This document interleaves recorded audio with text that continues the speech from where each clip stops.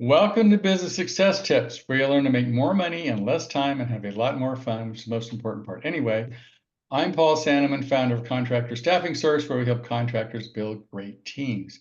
My guest this morning is Tom Ward of Outline Solutions. So we're going to Hi. talk about your favorite subject, guys, technology. I know you love it. Now, if you haven't turned it off by now, keep listening because I guarantee this will make you money.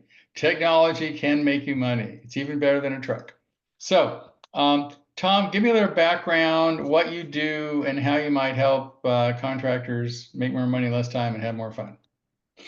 Yeah, thanks, Paul. Yeah, quick intro, quick kind of backstory. So I used to work for Apple and then from the UK originally moved over to Canada on the West Coast. Worked for Apple for a while and then I got hired by a real estate developer to manage all their technology. So I became the systems manager for a real estate developer out here. That company grew massively, did really well. It was great. We built a team. And then in 2022, I decided to kind of step out of that and start my own business doing consulting. So kind of saw this need for small, medium-sized businesses to really help companies find and implement the right technology. There's so many different options out there. It's so overwhelming. I just came back from IBS International Builders Show, and like the one thing, there's so many great technologies out there, but it's trying to find the right one for your business and then implement it in a way that allows you to get value out of it, really. So that's what I do. I started kind of doing that, yeah, like I said, 2022, so 3 years now. And it's been great. I've kind of specialized on the construction industry, helped a bunch of different businesses to find the right tools and implement them. So that's what I do in a nutshell. So, if you're listening to this, you probably don't have a CTO. You may even know what a CTO is. It's a Chief Yeah. Technology Officer. I have one, but it took me a while to get there before I could afford it. So they're the person that literally runs all your technology. So my guess is if you are not the CTO in your company as the owner, maybe your office manager is, or somebody is that clearly doesn't know as much as they should know to make the right decisions on what technology to use and how to use it. And it's also getting worse day by day because you're probably watching, maybe not, videos on AI and what's happening and how, AI is going to take over the planet or not. Who knows, right?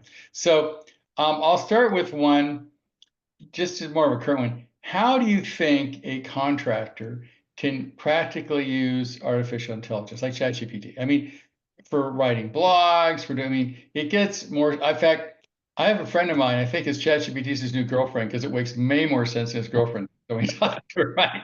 Has a much better conversation. He goes, if Yeah, she had a and it's body, I'd be impressive. good, right? Yeah.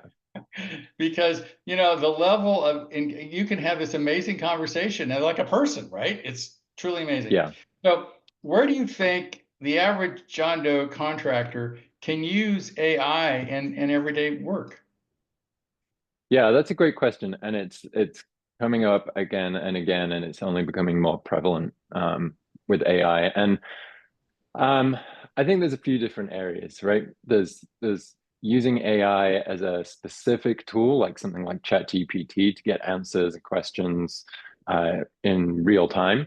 I use it all the time for quickly getting started on things. Now, one thing I really want to emphasize on AI is that it's not here to replace you and your brain and actually getting stuff done. But what it is really great at is getting started with things, spitballing, getting ideas going, finding answers to stuff.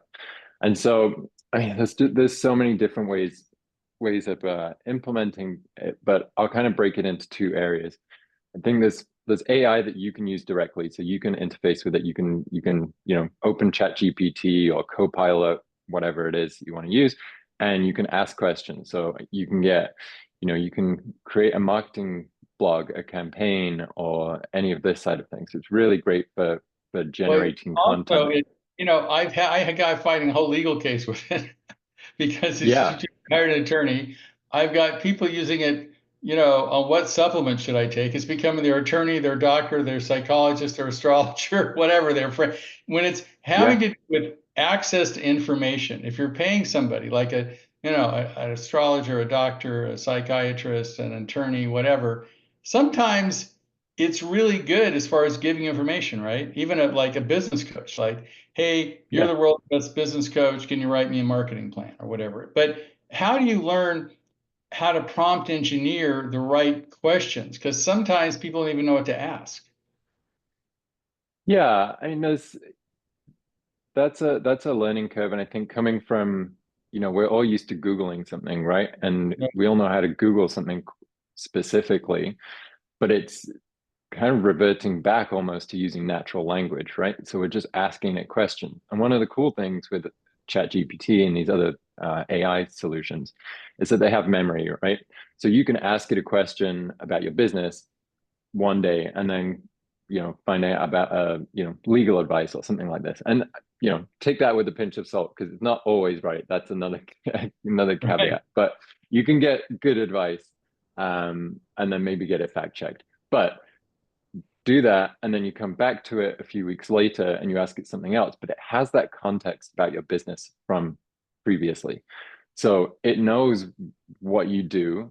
When I use it, it knows what kind of business I work in. It knows the types of like my demographic, my target audience. It knows all this. So when I ask it to write let's write a LinkedIn post for based on whatever it may be, it will write that based on the information that it already has about my business. And so it can be really specific and really kind of, yeah, really, really great with that. And then you can refine it, right? If it sounds too often, it comes back and you can almost tell that AI has written it sometimes because it's just, it's got too many buzzwords and all of this kind of Right. stuff. And so you can refine it and say, you know what, make this, and you literally just type, make this sound more real. Like make it Right. more, I make it know. more, I was listening to a podcast. I guess Deepak Chopra is building an AI version of himself because right? he figures it will live eternally. So Yeah, he said, read all my books, do all this. I want you to become me, right? So it does yeah, learn.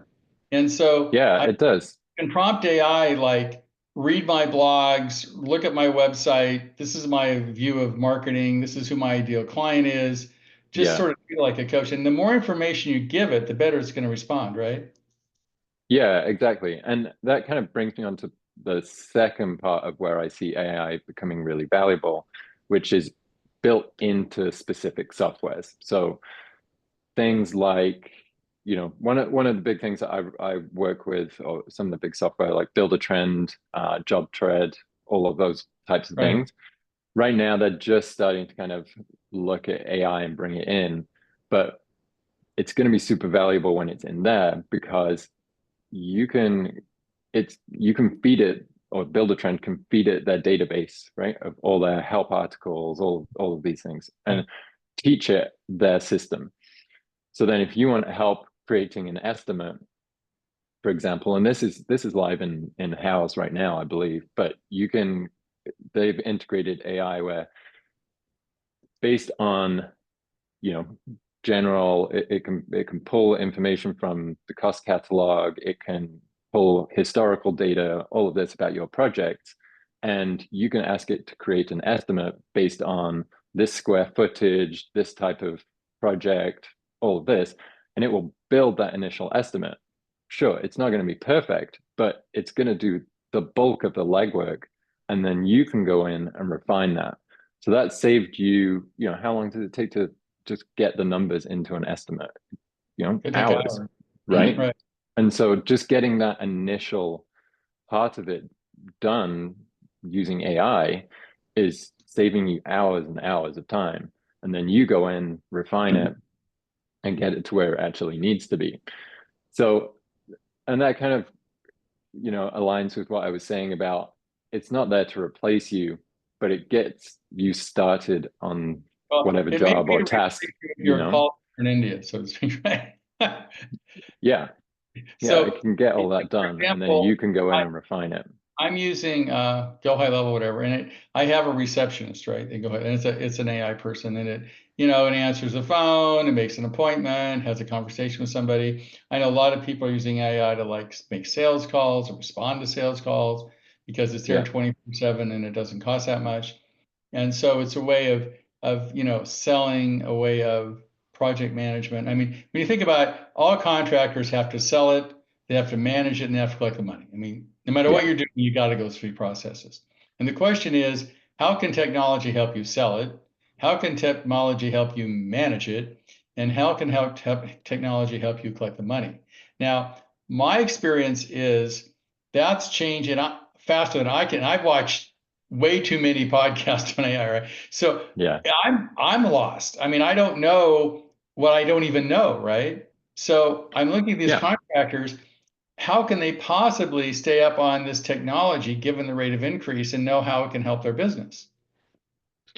Yeah, that's a great question. And I think, you know, we don't want to run before we can walk, right? When we're implementing technology. And AI is just one component of, all of this. But to your point, it's about, technology is here to make sure that you can focus on the things that are actually valuable, the higher value tasks in your business, right?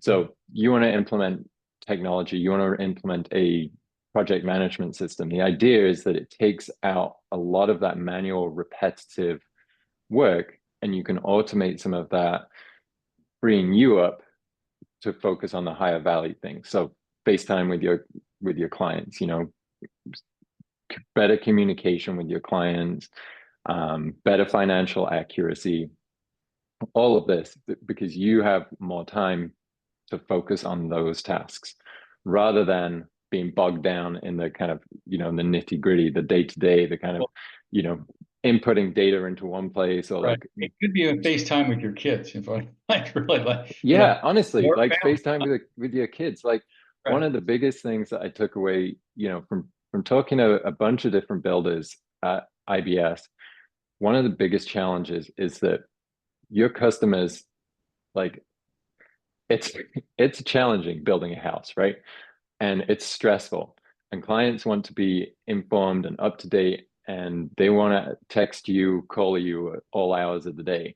And especially like I'm here on the Sunshine Coast in BC, and a lot of the developments, a lot of the homes that are being built here are second homes, vacation places, that kind of thing. So the client is actually not close by; they can't swing by and check on it.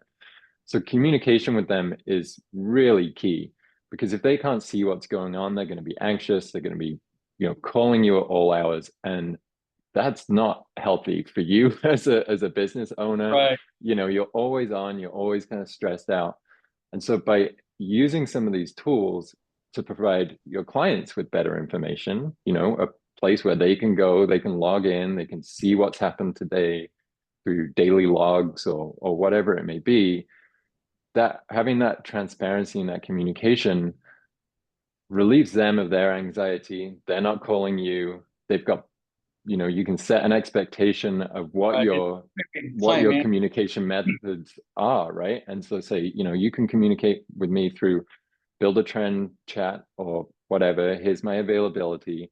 And you can go in and see the budget live at any time. You can see what's coming in, what's going out. You can see the daily logs of what's been built today and where we're at in the phase and the schedule and all of this.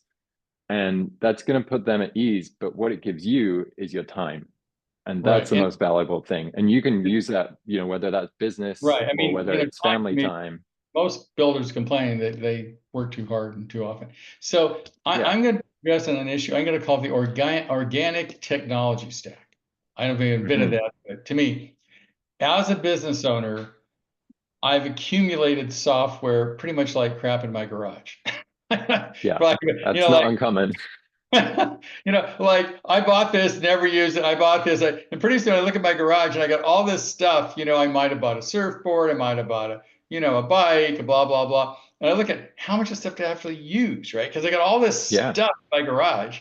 My garage is full, and unfortunately with software, I'm probably still paying for it. Unlike my bike, when I buy it, I'm done. And so we've got this organic technology stack. They may have, like, let's take CRM. They may have Salesforce. They may have Go High Level. They might have, pick one, right? HubSpot. And Yeah. then they might have tried Buildertrend, but it sort of doesn't work. And they tried JobTread, not sure about that. And then they got a bunch of Excel spreadsheets. They got tons of Excel spreadsheets. And then they're trying to collect money. They're trying to tie with QuickBooks. Everybody has QuickBooks. They don't even know what an API is. They don't know how an API ties with their software. It's like this whole stack of stuff, right? Yeah. And pretty much every contractor I've dealt with has a stack that they've accumulated over time. It's pretty Yeah. much like this. Every And business does. they never get rid of anything because they're not sure whether they're going to lose the data or not. And they're not sure how to integrate with the next one. So here I'm a contractor. I've got a couple CRMs. I've got, QuickBooks. I'm trying to tie it with JobTread or Buildertrend. I've got a bunch of Excel spreadsheets because I still know how to use Excel spreadsheets. I'm working on collections, and I may have tried this collecting thing, and I've just got all this stuff, right? And I Yeah. have no clue on how it all works together and what I can throw away. Yeah. Can you help with that? Absolutely. That's what I do.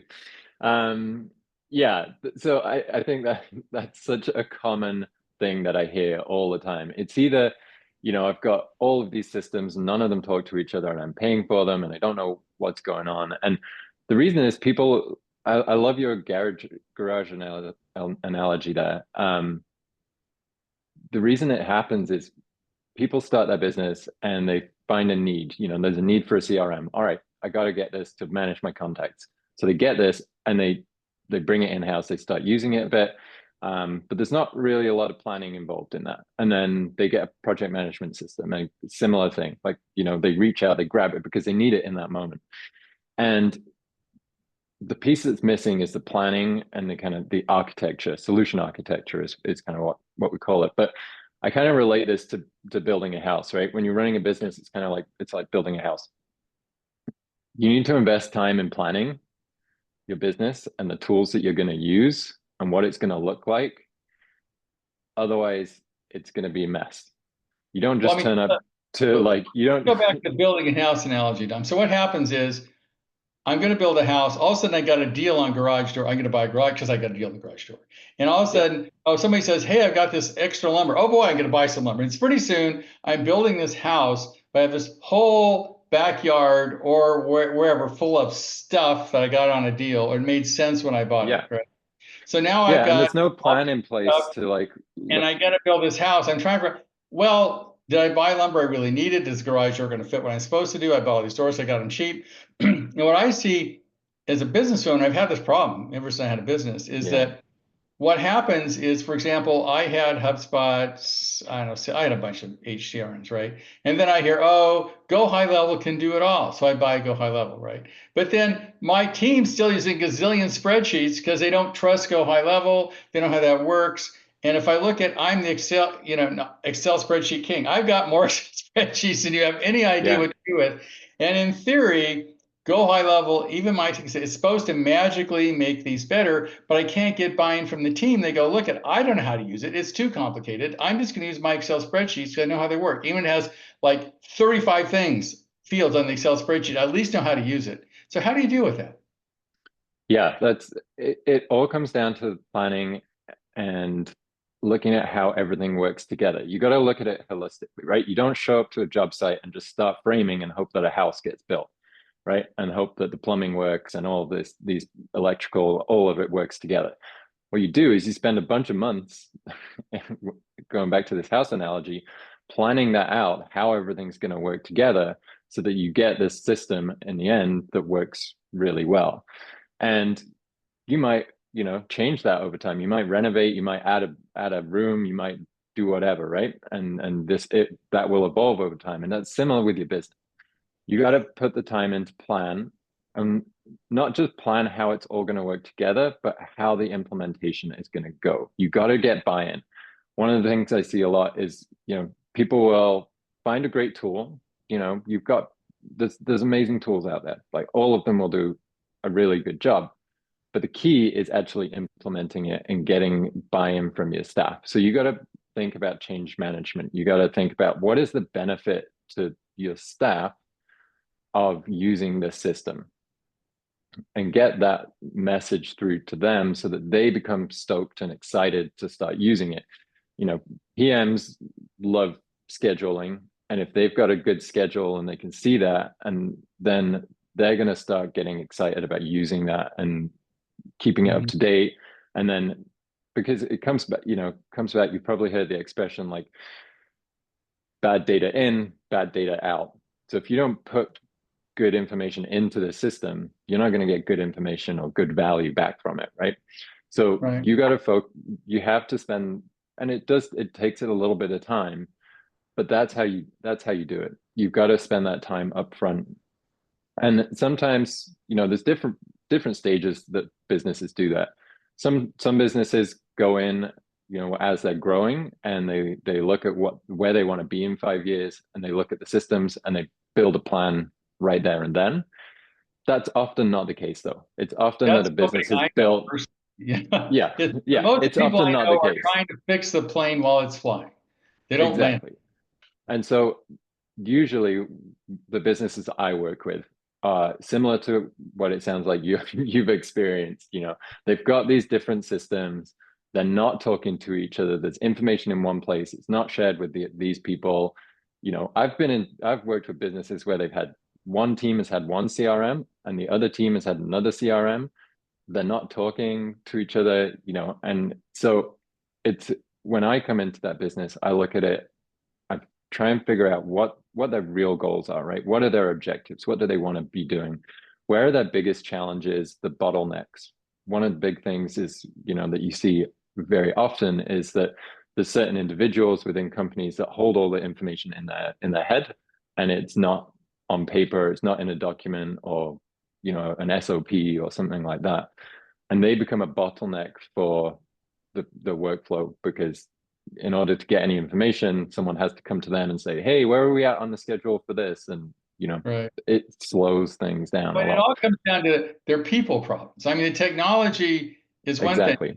Getting people to use it, to me, that's the hardest part. Because Yeah, it is. human behavior, I can come in and say, okay, we're all going to go high level, kill all the spreadsheets. I tried that 2 years ago and I'm still working on it. Like it never happened, right? So it's like, Yeah. sure, most construction companies are like that. They go, we're going to put everything in, whatever, JobTread. Well, yeah, but I've got my schedule on my Excel spreadsheet. I've got this on this spreadsheet. I know JobTread might, I don't want to take the time to learn JobTread. It's too complicated. Or I've got HubSpot, wherever I've got. And it's just like they don't talk to each other. So Yeah. what you're saying is you can help somebody solve that problem, right? That's what you do. Yeah. And it's I think you hit the nail on the head there, right? It's about the people. There are different technologies. You could implement Buildertrend, JobTread, whatever. They all do a great job, realistically. They're going to work for most people if you invest the time in getting buy-in from your employees and your staff and actually doing that. And it's one of the pieces that people miss a lot of the time. And you know, I think that's what it comes down to and that's what I help with, is putting that change management plan in place, holding teams accountable, showing people what the benefits are. Like, what is the value to me as an employee to use this piece of software, right? If I don't see any value in that, then it's just another thing I have to do that doesn't help me. Right. So I you've put got this to make that. I already put this information in 2 places. Now you wanted me to put it in 3 places. I mean, that's a waste of Yeah, time because I already have it in these other 2 places. And I don't trust your system. So I'm not going to put it in your place and can these other 2 saves because I'm not sure it's going to be around in 6 months because you change your mind all the time. So I'm going to keep what I know works. yeah. So I mean that comes down to, hopefully we're not putting it in 3 places. That comes down to kind of the initial, consolidation, that work that goes into kind of what I do as well, which is looking at all of your systems and how they work together.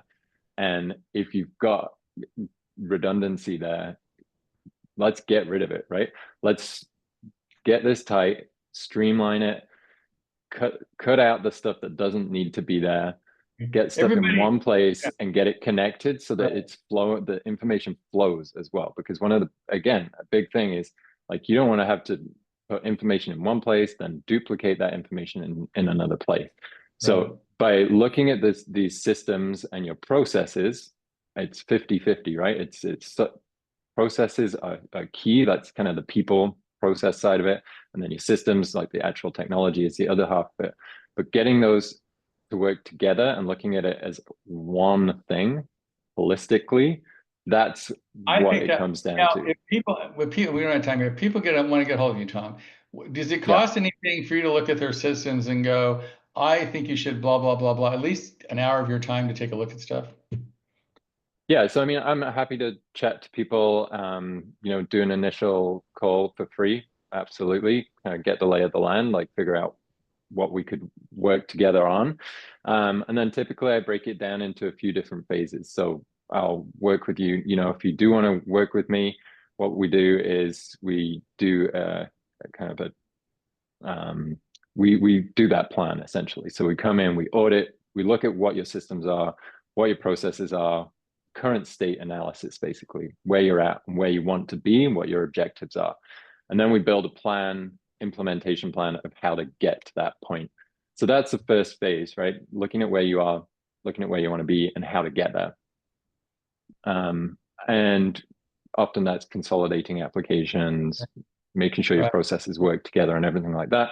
And then beyond that, then either I kind of give you that plan and you can go away and implement it yourself, or a lot of businesses will kind of keep me on in kind of a consultant role to help roll those Yeah. different phases out and make sure that the team gets buy-in and does that. So, it's that director role essentially, like you kind of alluded to, like the CTO. Right. So, Tom, if people want to get a hold of you, how do they do that? So you can contact me either at tom@outlinesolutions.ca. You can go to my website, outlinesolutions.ca. That's probably the best couple of options to get a hold of me. Good. Thanks, Tom. Now, anybody listening to this podcast, if you have 3 or 4 or 5 pieces of software, they're not working together and you're not sure how to go together, my guess is 9% of people listening in that situation, because they're all small businesses. So they don't have the time or the resources to make this all work together. I give Tom a call. You got nothing to lose and it might help you a lot. Yeah. Thanks, Paul.